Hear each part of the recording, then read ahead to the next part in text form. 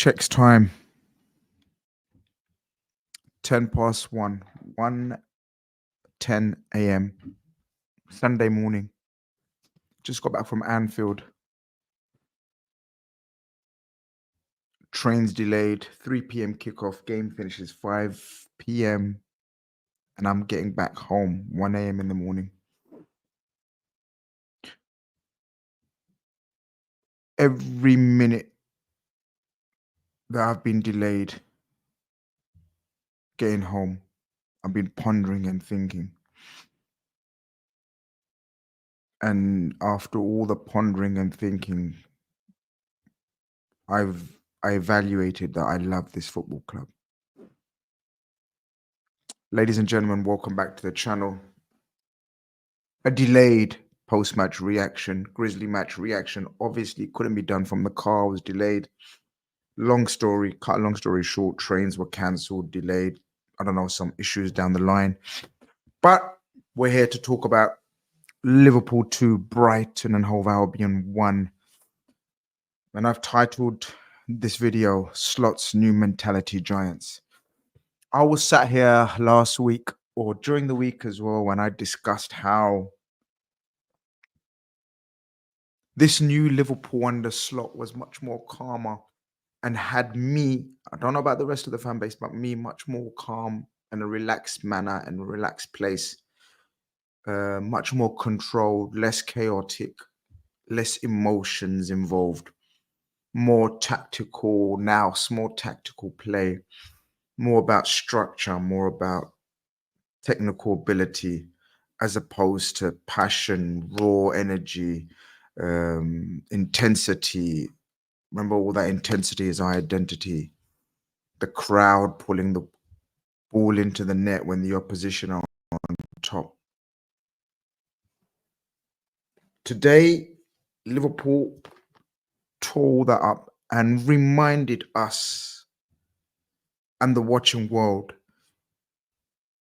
that we are capable of rekindling that fire and that passion that the Anfield Stadium can bring to a game of football. Today was the ultimate game of two halves, people. A first half which consisted of probably the most worrying, disappointing, lethargic, slow, cumbersome, mistake after mistake laden 45 minutes that I have seen, definitely under Slot, but in a long time. The selection was fine. It was pretty much expected. Gakpo keeps his place over Diaz. Gakpo's in good form. Tsimikas comes in for the out of form Robertson, you could say. And the rest was the rest. Packed Anfield, 3 p.m. kickoff. Hadn't experienced a 3 p.m. kickoff live in a long time. But the atmosphere was okay. We had just heard that Arsenal had lost away at Newcastle. So this was an opportunity for Liverpool to really, really create a slight gap between them and Arsenal. And obviously, we didn't know at the time that Man City were about to lose, but just one team at a time, one game at a time. Arsenal have lost, let's capitalize. Let's create a gap between Arsenal and us.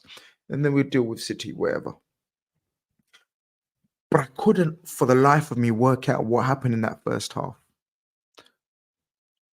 That doesn't take anything away from Brighton and Hove Albion, who I thought were magnificent.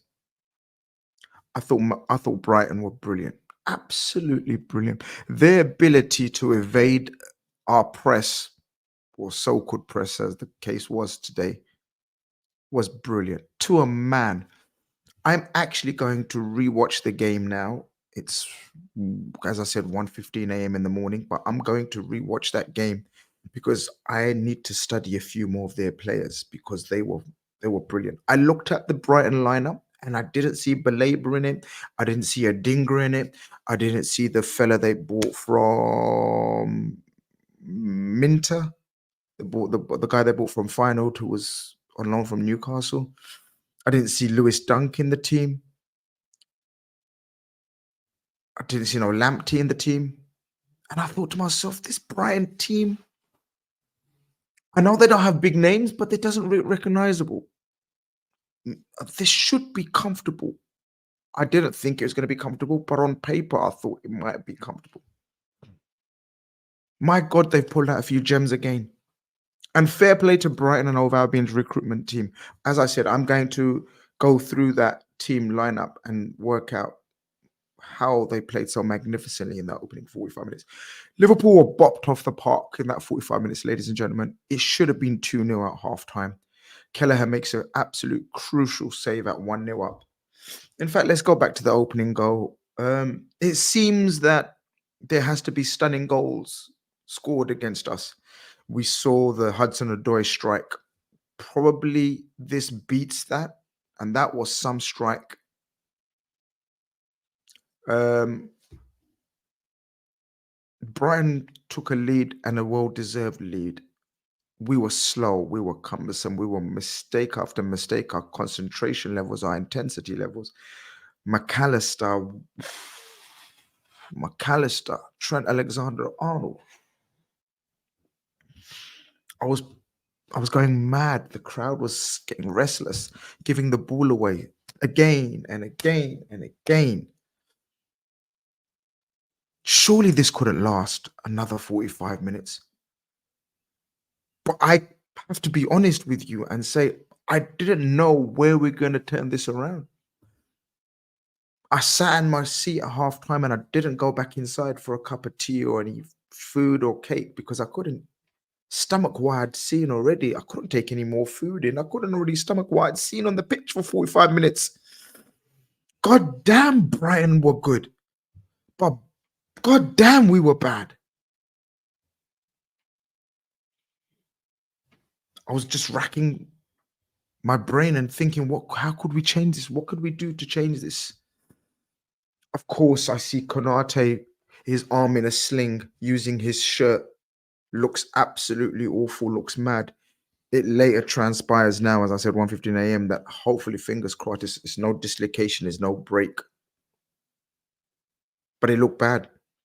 So we knew instantly Gomez is coming on for Konate. That's one certified change. I myself was demanding Sancho. Sancho? No, we don't want Jadon Sancho. I was demanding Luis Diaz and Curtis Jones come on. And I was pretty adamant that it's Sabozla and McAllister that come off. McAllister was probably his worst 45 minutes in a Liverpool shirt. Sabozla was ineffective, neither pressing, neither controlling, neither attacking. Nothing. And lo and behold, we start the second half much better. We start getting the crowd involved. But the crowd can only get involved if we show some blood and thunder on the pitch. And so we decide to show some blood and thunder on the pitch. We decide to make a few tackles, a crunching tackles. Doesn't matter if they're fouls or not fouls. I don't care. I want to see effort being made. I want to see Anfield rocking. And the reason why Anfield will rock is if we show something. We saw, as a fan base, as a crowd, we saw an uplift in mood, in attitude, in desire. Quality was still, but that what Klopp used to just raise, with the fist pumps and turn around to the crowd. Slot doesn't do that. Slot didn't do that. But it was Trent's tackle and sort of scuffle he has with Estepunian that gets us really riled up. Oh, Estepunian, did you really just rile up Anfield? Very similar to how Arteta done a couple of seasons ago.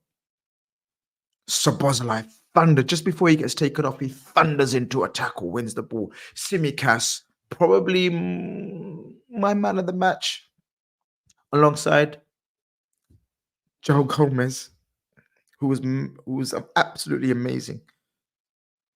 Suddenly, Anfield caught fire emotionally. We score a lucky goal. Gakpo cuts inside, customary inside, where he either whips it in or he strikes it hard. This was a cross, he whips it in. Nunes ducks, ball goes into the net. It's one of those ones where the keeper, the defenders don't know what to do. They're frozen. Keeper was fucking amazing since then. Started making saves. We thought it's one of those days. Will this keeper be end up man of the match with 8 saves? But when that goal goes in, Anfield lifts off, erupts. If you don't know Anfield, watch that second half and you will come to recognize Anfield. People thought the myth of Anfield will be less effective once Klopp's gone. Today was the birth of the new mentality giants under Arne Slot. Because that second half was all about mentality, character, personality, and we will not go home without 3 points. There is a title to be won, and we want to be challenging. We want to be in there. And therefore, we need to turn this around. Every man upped his levels by 10%. Don't get me wrong, it wasn't hard not to. The base level was very low after that first 45. But Gakpo suddenly came alive. Nunes came alive. Simicas. Virgil started leading from the front, winning, being a threat on every single set piece. Should have scored, actually. Trent started playing with energy, desire, and slowly took out the flame, the amazing eternal flame that was Mitoma. By the way, guys, he's a serious player. Second time I've seen him live. He's so good. Birch started winning his duels again. Curtis Jones comes on. McAllister comes off. Sobozlai comes off. Luis Diaz comes on. Luis Diaz plays the number 10 role. Gakpo goes to the left, stays on the left. Nunes and Mohamed Salah. Curtis Jones joins Gravenberch in a double pivot. The game changed. The mood changed. Anfield changed. And then it was a matter of time before we see the king of Anfield, the king of Egypt, the one and the only Mohamed Salah take center stage once again without having the best of games, deciding, as I keep saying this season, realizing that, hey, I am one of the senior remaining legends of this club, alongside with the Virgil. Alisson's out. Robertson didn't start. Trent not having a great game. Mohamed Salah said, I am Mohamed Salah. Do you know what I have done for this club for the last 6-7 seasons? And okay, I'm going to do it again. This may be his last hurrah. We don't know. The contract situation is yet to be resolved. But Mohamed Salah took it upon himself to score the most Mohamed Salah goal that we've been accustomed to for the last 6-7 years.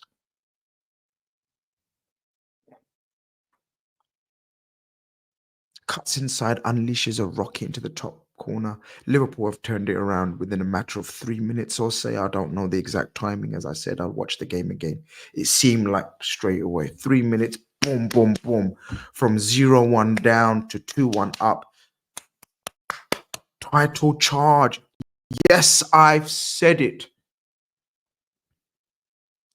There is a title to be won, and we are in this race as much as anyone else.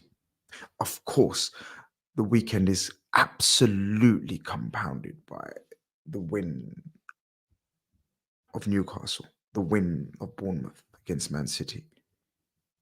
I had a feeling this morning when I woke up and I tweeted, something tells me, and I can't put my finger on it, that this weekend could be pivotal.